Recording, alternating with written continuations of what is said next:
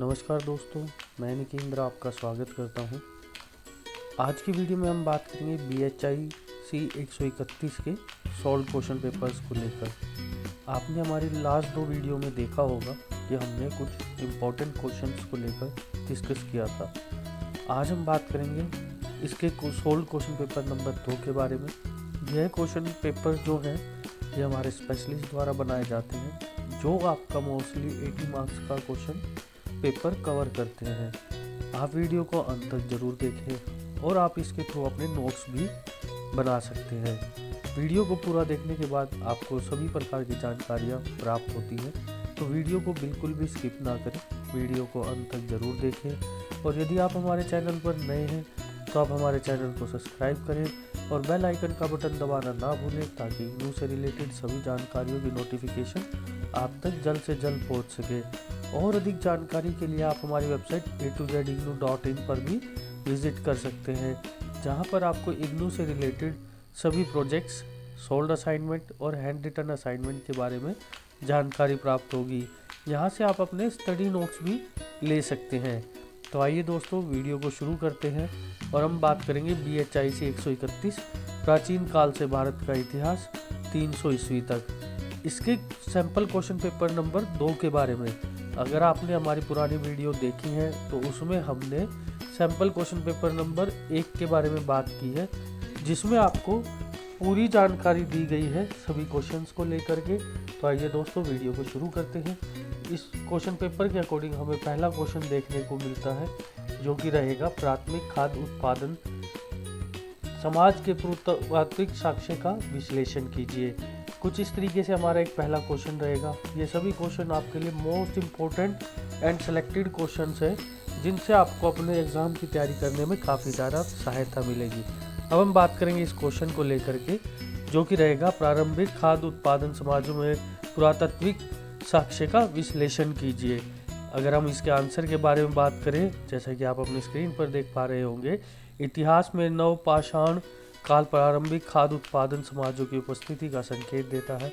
पाकिस्तान में मेहरगढ़ में पुरातात्विक स्थल नवपाषाण काल का एक प्रतिनिधित्व करता है और 7000 ईसा पूर्व तक जाता है।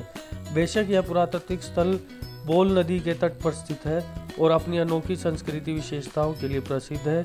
इतिहासकारों ने संस्कृति की कम से कम 8 उल्लेखनीय विशेषताओं को खोदा है, जिनमें से स्तर 1 और स्तर 2 नवपाषाण काल से संबंधित है। इस साइट की संस्कृति के पहले स्तर में मिट्टी के बर्तनों का अनुभव है, जबकि यह दूसरे स्तर पर मौजूद है।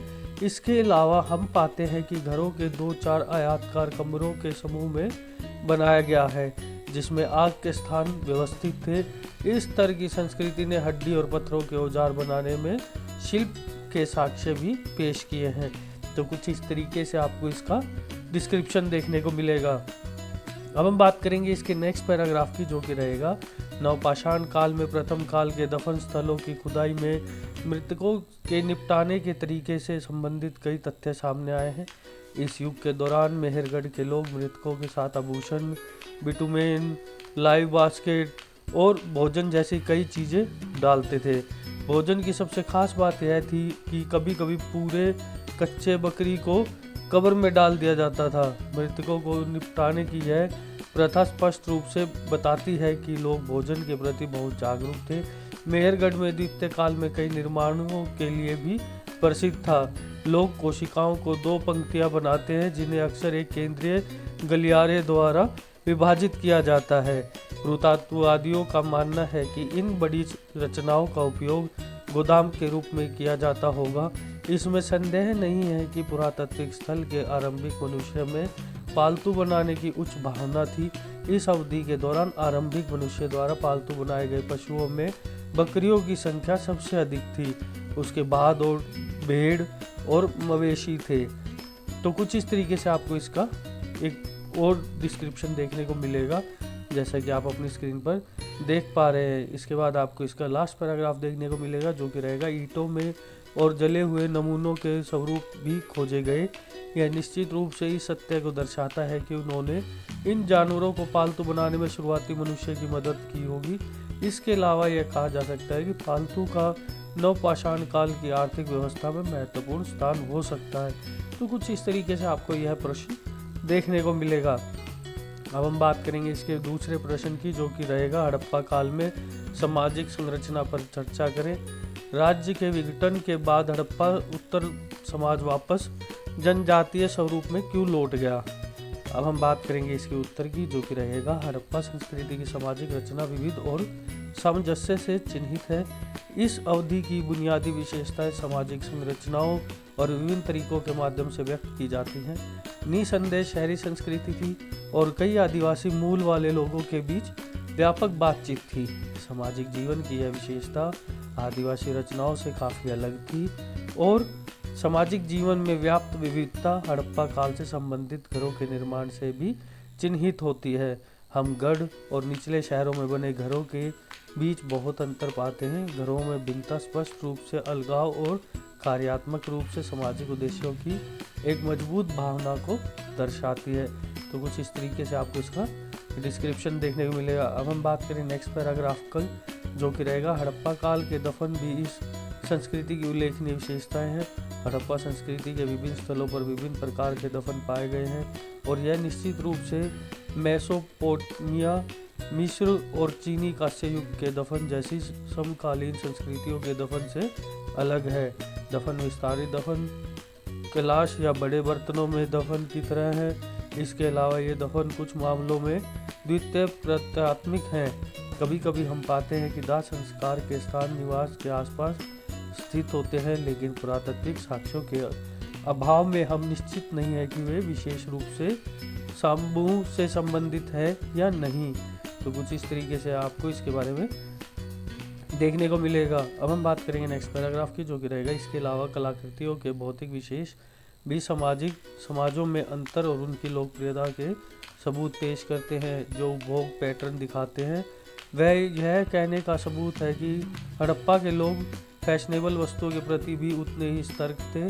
आम वस्तुओं और धन की वस्तुओं के बीच अंतर स्पष्ट होता है। हम पाते हैं कि हड़प्पा समाज में मिट्टी, पत्थर की हड्डी, शंख, फाइनेंस, धातु आदि की चूड़ियाँ और मोती आम लोगों के बीच काफ़ी लोकप्रिय थे। इसके बाद हम बात करेंगे इसके नेक्स्ट पैराग्राफ की। इसमें कोई संदेह नहीं है कि हड़प्पा काल की धार्मिक मान्यताएं बहुत ऊंची थी। टेराकोटा की महिला मूर्तियों जैसी कलाकृतियों मात्र देवियों के अस्तित्व से जुड़ी हैं, जो मोहनजोदारो, हड़प्पा आदि लगभग सभी शहर केंद्रों का समान रूप से पाई गई हैं। हड़प्पा की मोहर पर एक योगी को ध्यान की मुद्रा में दर्शाया गया है और इस हड़प्पा युग में प्रचलित शैमनवादी मान्यताओं की परंपरा से जोड़ा गया है। अब हम बात करेंगे इसके अगले पैराग्राफ की, जो कि रहेगा इसके अलावा हड़प्पा के मोहरों पर पाए गए शिलालेख हड़प्पा लिपि के बारे में जानने के लिए हमारे सबसे अच्छे स्रोत हैं। इससे यह भी पता चलता है कि संबंधित समाज में साक्षरता का प्रसार था। मोहरों के प्रचलन के आधार पर यह कहा जा सकता है कि हड़प्पा के लोगों ने जीवन को विनियमित करने के लिए कई प्रकार की विनियमित प्रणाली विकसित की थी। अब हम बात करेंगे इसके नेक्स्ट पैराग्राफ की, जो कि रहेगा निसंदेह हड़प्पा समाज ने एक नए तरह की रिश्तेदारी संबंधों को विकसित किया है। इस व्यवस्था के तहत सामाजिक व्यवहार का एक व्यापक दायरा था और एक अच्छी तरह से स्थापित राज्य प्रणाली में परिवर्तित होने की संभावना थी। हालांकि इस शहरी व्यवस्था की एकजुटता स्थायी नहीं है, क्योंकि विभिन्न रिश्तेदार समूह ने अपनी पहचान नहीं खोई थी। तो कुछ इस तरीके से आपको इसका आंसर देखने को मिलेगा। आप यहाँ से देख करके अपने नोट्स भी बना सकते हैं और वीडियो को देख करके आप याद भी कर सकते हैं। यह वीडियो आपके लिए काफ़ी फायदेमंद रहेगा।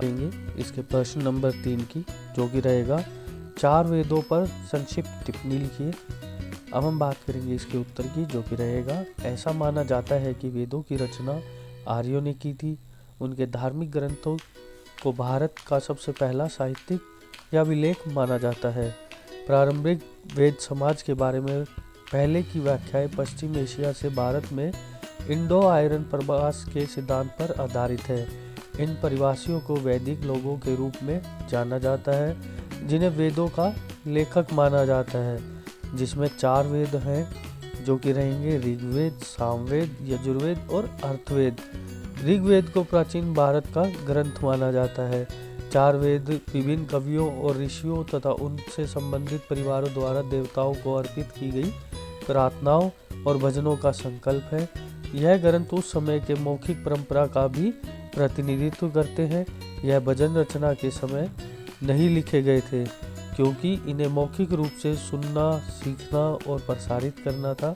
यही कारण है कि उनकी रचना की सटीक तिथि निश्चित नहीं है, लेकिन सापेक्ष तिथि निर्धारित ने विद्वानों को यह विश्वास दिलाया है कि ऋग्वेद की रचना 1500 ईसा पूर्व से 1000 ईसा पूर्व के बीच हुई थी। ऋग्वेद में 10 पुस्तकें या मॉडल शामिल हैं। ऋग्वेद की भाषा अवेस्ता और ईरानी पाठ के समान है।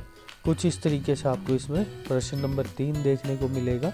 अब हम बात करेंगे इसके प्रश्न नंबर 4 की, जो कि रहेगा अर्थव्यवस्था के विकास का वर्णन दीजिए। अब हम बात करेंगे इसके उत्तर की, जो कि रहेगी 6वीं और 5वीं शताब्दी ईसा पूर्व के बीच की अवधि में कृषि में पर्याप्त वृद्धि हुई, जिसके परिणाम स्वरूप उस अवधि की व्यापार अर्थव्यवस्था को काफ़ी बढ़ावा मिला। यह परिवर्तन निर्वाह अर्थव्यवस्था से बाजार अर्थव्यवस्था की ओर ले गया, जिससे सिक्कों के प्रचलन में गति मिली। इस परिवर्तन से गतिशीलता बढ़ी, व्यापार और वाणिज्य बढ़ा और एक विशाल क्षेत्र में आपके संपर्क में तेजी आई। इस विकास ने एक जटिल ग्रामीण और शहरी आर्थिक प्रणाली के विकास को सुगम बनाया। ग्रामीण क्षेत्र में मुख्य व्यवसाय कृषि ही रहा। गांव शहरों को अतिरिक्त उत्पादन भी देते थे और शहर ग्रामीणों को अन्य ज़रूरतें की चीज़ें देते थे। कृषि मुख्य व्यापक होने के अलावा मवेशी पालन और ज़मीन, जंगल और जानवरों से जुड़े कुछ छोटे मोटे काम स्थानीय ज़रूरतों को पूरा करते थे, जो ग्रामीण अर्थव्यवस्था की अन्य विशेषताएं थे। दूसरी ओर शहरी अर्थव्यवस्था 2 महत्वपूर्ण विशेषताओं पर केंद्रित है, जिसमें आपको पहली देखने को मिलेगी वह उद्योग, जिसमें बड़ी संख्या में पेशावर और शिल्पकार शामिल हो। दूसरी इसमें आपको देखने के मिलेगी और अतिरिक्त के साथ साथ बाहरी व्यापारी भी। हालांकि शहरी अर्थव्यवस्था व्यापारियों और कारीगरों द्वारा संचालित थी, जो बड़े पैमाने पर व्यापक बाजार के लिए सामान बनाते थे। कुछ इस तरीके से आपको इसकी 2 अर्थव्यवस्थाएं देखने को मिलेंगी। अब हम बात करेंगे इसके नेक्स्ट पैराग्राफ की, जो कि रहेगा साहित्य और पुरातात्विक स्रोतों से पता चलता है कि 5वीं और 6वीं शताब्दी ईसा पूर्व के दौरान अर्थव्यवस्था में बड़ा बदलाव आया। उसका सबसे तर्कित कारण कृषि का बढ़ा हुआ उत्पादन था। बाजार जब लोग कृषि से अपना भरण पोषण करने में सक्षम हो गए तो अन्य व्यवसाय की ओर देख सकते थे और बाजार के लिए उत्पादन कर सकते थे। सिक्कों के प्रचलन ने ग्रामीण और शहरी आर्थिक प्रणालियों के बीच व्यापार और वाणिज्य को और तेज कर दिया। ग्रामीण आर्थिक पर्यटन किसान स्वाभिक वाले ग्राम समुदायों की प्रणाली पर आधारित था, लेकिन जब ग्रामीण अर्थव्यवस्था समृद्ध हुई तो विस्तार की आवश्यकता थी। विस्तार की इस नीति को राजा ने मवेशी, बीज, सिंचाई सुविधाओं जैसे विभिन्न अनुदान देकर आगे बढ़ाया। अब हम बात करेंगे इसके नेक्स्ट पैराग्राफ की, जो कि रहेगा अधिशेष खाद्यान्न के उपद्रव ने एक शहरी अर्थव्यवस्था विकसित की, जहां लोग शिल्प और व्यापार जैसे व्यवसायों को अपने लिए स्वतंत्र थे। अब वे व्यापक बाजार के लिए बड़े पैमाने पर उत्पादन करते थे। शहरी अर्थव्यवस्था पर व्यापारियों और कारीगरों का प्रमुख था। एक बार जब व्यापार ने जोर पकड़ा तो अर्थव्यवस्था इस अर्थ में अधिक सुव्यवस्थित हो गई। इसके बाद हम बात करें इसके लास्ट पैराग्राफ की, जो कि रहेगा राजनीतिक संगठन। धातु के सिक्के और साक्षर समाज का विकास हुआ। इससे पता चलता है कि समाज इतना समृद्ध था कि वह नियमित व्यवसाय से दूर हो गया, जो केवल जीविका पर आधारित थे। इसके बाद हम बात करेंगे इसके 5वें प्रश्न की, जो कि रहेगा 6वीं शताब्दी ईसा पूर्व में समाज में क्या परिवर्तन हो रहे थे। इसमें आपको इसका आंसर देखने को मिलेगा। इस अवधि के दौरान पुराने वैदिक धर्म में भारी बदलाव आया। ब्राह्मण इस धर्म के स्वयं समर्थक थे और बालिक संस्कारों के लिए निर्धारित नियमों के कठोर पालन पर जोर देते थे। इसके अलावा उन्होंने पुराने वैदिक धर्म को इतना लंबा और महंगा बना दिया था कि केवल अमीर लोग ही इसे वहन कर सकते थे। कुछ इस तरीके से आपको इसमें एक डिस्क्रिप्शन देखने को मिलेगी। अब हम बात कर रहे हैं इसके दूसरे पैराग्राफ को लेकर के, जो कि है समाज के विभिन्न क्षेत्रों में हुए विभिन्न परिवर्तनों ने लोगों के बौद्धिक स्तर को भी प्रभावित किया। बेशक उन्होंने विभिन्न प्रकार के विचार वाले कई तपस्वी संप्रदायों को जन्म दिया। हम पाते हैं कि ये विचार विनाश से लेकर आंतरिकवाद और भाग्यवाद से लेकर भौतिकवाद तक फैले हैं। हालांकि हम जानते हैं कि देश में तपस्वी परंपरा का इतिहास बहुत ही लंबा है, लेकिन हमें उनकी शुरुआत के बारे में जानने के लिए उस हिस्से को खोदना होगा। हालांकि यह एक तथ्य है कि संप्रदाय केवल 6वीं शताब्दी में ही निश्चित संप्रदायों के ठोस रूप में उभरे। इन संप्रदायों का उदय निसंदेह उन प्रभावी परिवर्तनों से प्रेरित था जो समग्री पैरी समाज से हुए थे। इसके बाद हम बात करेंगे इसके नेक्स्ट पैराग्राफ की, जो कि रहेगा सर्वेक्षण के अंतर्गत आने वाला काल समाजवादी राज्यों के उदय से पहले का है। ब्राह्मणवादी समाज में सर्वभौगिक शासक के महत्व को व्यक्त किया गया है, जिसने बाद में प्राचीन समाज में राजवंशीय शासन की अवधारणा का समर्थन किया। हालांकि कुछ अन्य विचार प्रक्रियाएं थी जिन्होंने ऐसी अवधारणाओं का पुरजोर विरोध किया। हम दो प्रमुख संप्रदाय बौद्ध धर्म और जैन धर्म के प्रासंगिक दर्शन में ऐसी अवधारणा की अभिव्यक्ति पाते हैं। कुछ विद्वान तो यहाँ तक कहते हैं कि इस काल में पृष्ठभूमि ने कुछ संवेदनशील आत्माओं को सांसारिक जीवन के दर्द और पीड़ा से दूर रहने का सबसे उपयुक्त तरीका प्रदान किया है। तो कुछ इस तरीके से आपको इसमें डिस्क्रिप्शन देखने को मिलेगा। इसके बाद हम बात करेंगे इसके नेक्स्ट पैराग्राफ की, जो कि रहेगा ब्राह्मणों के अधिकार का क्षत्रिय और वैश्य की नई उभरती जातियों द्वारा कड़ा विरोध किया गया।